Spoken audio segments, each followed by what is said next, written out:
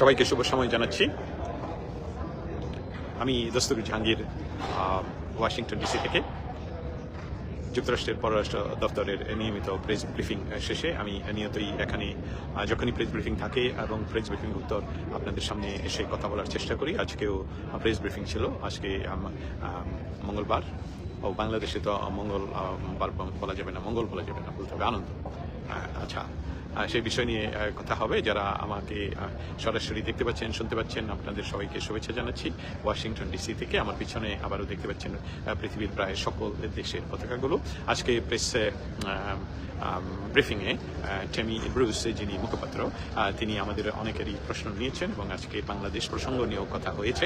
আমি সেই প্রসঙ্গ তুলেছিলাম। আপনারা জানেন যে বাংলাদেশে যে অবস্থা সৃষ্টি হয়েছে, সেই অবস্থা থেকে উত্তরণের জন্য যুক্তরাষ্ট্রের কি পদক্ষেপ হওয়া উচিত এবং আমাদের প্রতিবেশী রাষ্ট্রের কি হওয়া উচিত। আপনারা আরও জানেন যে প্রতিদিনই বাংলাদেশের বিশ্ব মিডিয়ায় বাংলাদেশ আসছে। এমনকি আপনারা গত 2 সপ্তাহ আগে জানেন নিউ ইয়র্ক টাইমসে বাংলাদেশের যে ধর্মীয় উগ্রবাদের যে চারণভূমি হিসাবে এখন দেখা যাচ্ছে, যেখানে এমনকি খিলাফত মিছিল দেখা যায়, নাৎসি সিম্বলের ছবি প্রদর্শন করা হয়, বিন লাদেনের ছবি প্রদর্শন করা হয় মিছিলে।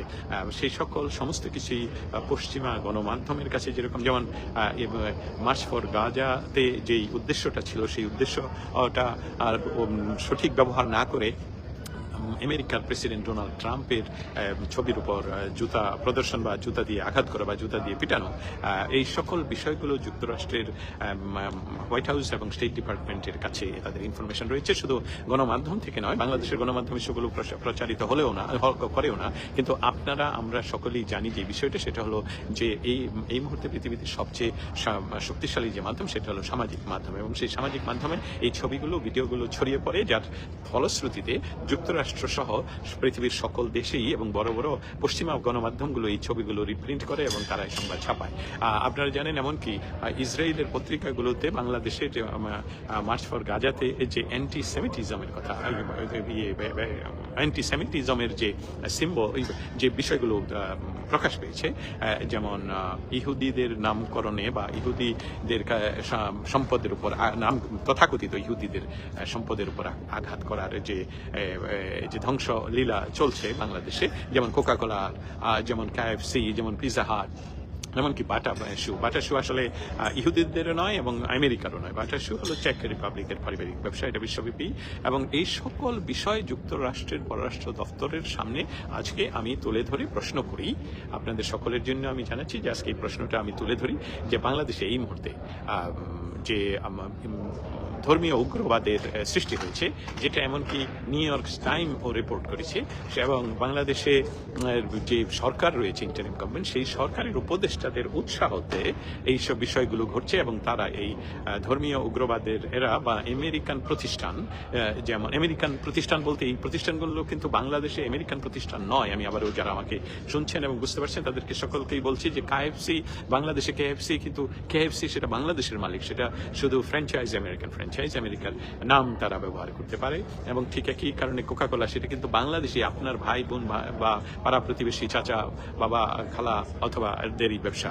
এবং এই ব্যবসাগুলো ইহুদিদের নাম ধরে পৃথিবীতে, বা আমেরিকা যে বিষয়টার শূন্য টলারেন্সে নেই, সেটা হলো ইহুদিদের নাম ধরে কোনো কিছু অন্যায়ভাবে আক্রমণ করা, সেটাকে অ্যান্টিসেমিটিজম হিসেবে তারা ধরে। এই অ্যান্টিসেমিটিজমের বিষয়ে আজকেও টেমি ব্রুস, ওনার যখন ব্রিফিং শুরু হয়, ব্রিফিংয়ের প্রারম্ভেই একদম শুরুতেই উনি বলেছেন যে অ্যান্টিসেমিটিজম সম্বন্ধে পৃথিবীর কোথাও যদি অ্যান্টিসেমিটিজম হয়, আমেরিকা সেটা বরদাস্ত করবে না, আমেরিকা এটাতে শূন্য টলারেন্স। দুঃখজনক হলেও সত্য যে বাংলাদেশে এই মুহূর্তে অনির্বাচিত কোনো রাজনৈতিক সরকার না থাকায়, যে সরকার আছে সেই সরকার আসলে কি করছেন, তারা কোন পথে যাচ্ছেন, সেই বিষয়টা তাদের যেহেতু গন্তব্য নির্ধারিত নয়, তাদের বন্ধুকে, মিত্রকে, শত্রুকে, সেটা তাদের একটা শত্রু তারা ইতিমধ্যে নির্ধারণ করেছেন, সেটা হলো ৭১ বাংলাদেশের স্বাধীনতা সংগ্রাম এবং বাংলাদেশের স্বাধীনতা সংগ্রামের নেতৃবৃন্দ, বাংলাদেশের স্বাধীনতা সংগ্রামের ঐতিহ্য, স্পেশালি বঙ্গবন্ধু শেখ মুজিবুর রহমান, যা না হলে তারা ৩২ নম্বর ভেঙে দিবে কেন। তাহলে এই বিষয়টিতে আবার ফিরে যাই যেখান থেকে কথাটা শুরু করেছিলাম, যে আজকে আমি প্রশ্ন তুলি স্টেট ডিপার্টমেন্টে যে বাংলাদেশে এই মুহূর্তে যে উগ্রবাদের সৃষ্টি হয়েছে, হয়েছে এবং বাংলাদেশের ইন্টারিম গভর্নমেন্টের বিভিন্ন উপদেষ্টারা এটাতে এই আগুনে ঘি ঢালছেন।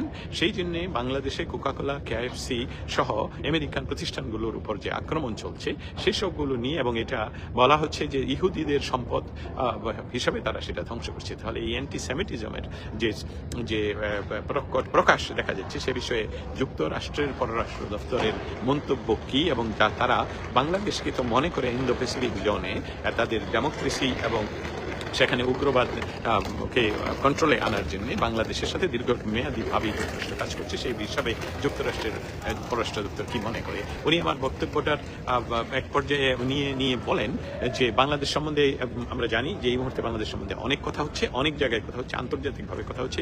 এমনকি উনি এই বিষয়টা আনেন যে ব্রিটিশ এমপি টিউলিপ সিদ্দিকের নামে যে বাংলাদেশে ওয়ারেন্ট হয়েছে সেটা নিয়ে উনি কথা বলেন, এবং উনি বলেন যে বাংলাদেশ সরকার যেটা আছে সেই সরকারকে তার দায়িত্ব বুঝতে হবে যে বাংলাদেশের জনগণ যেটা চায় সেই দায়িত্ব সেইভাবেই তারা কাজ করতে হবে। কারণ বাংলাদেশের জনগণ যা চায় তা বুঝতে হলে নির্বাচন দিতে হবে। উনি নির্বাচনের কথাও বলেছেন এবং সেটা উল্লেখ করে বলেছেন যে বাংলাদেশের যে নির্বাচিত সরকার এবং বাংলাদেশের জনগণের নির্বাচিত সরকারের মাধ্যমে বাংলাদেশ নির্ধারণ করবে কিভাবে তারা আগাবে এবং তাদের দেশে কিভাবে হবে।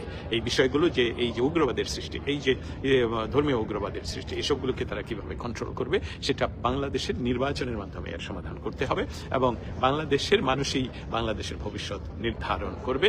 তবে সেই সাথে তিনি বলেন যে বাংলাদেশে যে নাৎসিদের সিম্বল নিয়ে যে মিছিল হয়, বাংলাদেশে বাইডেন বলছি, বাংলাদেশে যে ওসামা বিন লাদেনের ছবি নিয়ে অংশগ্রহণ না করে সেই নির্বাচনকে প্রতিহত করার ঘোষণা দেওয়া হতো, কিন্তু এখন তারা চেষ্টা করছেন অনির্বাচিতভাবে কতদিন সেখানে থাকা যায়। তবে মার্কিন যুক্তরাষ্ট্র আজকে সুস্পষ্টভাবে, আবারও বলছি, টেনি ব্রুস সুস্পষ্টভাবে বলে দিয়েছেন যে বাংলাদেশের জনগণের দ্বারা নির্বাচিত সরকারকেই ডিসিশন নিতে হবে বাংলাদেশ কোন পথে হাঁটবে। এর অর্থ হলো যে বাংলাদেশের যদি ইনক্লুসিভ সর্বদলের অংশগ্রহণের মাধ্যমে নির্বাচন না হয়, সেটাও যেমন আমেরিকা কখনই গ্রহণ করে না, এইবারও গ্রহণ করবে না। স্পেশালি আওয়ামী লীগকে যে নির্বাচনের বাইরে রাখার যে পাঁয়তারা চলছে সেটার প্রতি তারা মেনশন করেছেন। আরেকটা বিষয় যেটা আজকের প্রশ্নে আকারে তুলতে না পারলেও যে বিষয়টা রয়েছে, আপনারা জানেন যে দুইজন পররাষ্ট্র মন্ত্রী আমেরিকার, তো ওনারা আগামীকালকে এবং পরশুদিন বাংলাদেশে পৌঁছবেন। আপনারা যারা আরাকান আর্মিরা বা আরাকানীয় একটি অঞ্চল, যেটা ম্যাপ আমার সামনে থাকলে ভালো হতো, যে সেই অঞ্চলটা তারা সেখানে দখল করে আছে এবং সেখানে যাতে করে বাংলাদেশ তাদেরকে সহযোগিতা করবে কি করবে না এই সকল বিষয় নিয়ে হয়তোবা আমেরিকান এই উপপররাষ্ট্র মন্ত্রীদ্বয়ের আগমন। একজন হলো ইন্দো প্যাসিফিক জোনের দায়িত্বপ্রাপ্ত, আরেকজন হলো আমাদের ইন্দো প্যাসিফিক জোন, কিন্তু স্পেশালি সাউথ ইস্ট এশিয়া, আমাদের বাংলাদেশ সহ আফগানিস্তান থেকে বাংলাদেশ পর্যন্ত। অতএব এই দুইজনের যে বাংলাদেশে আগমন, এটাও একটা সিগনিফিকেন্ট কারণ যে বাংলাদেশকে ইউনূস সরকার কি অন্য কোনো দেশের কাছে বিক্রি করে দিচ্ছে।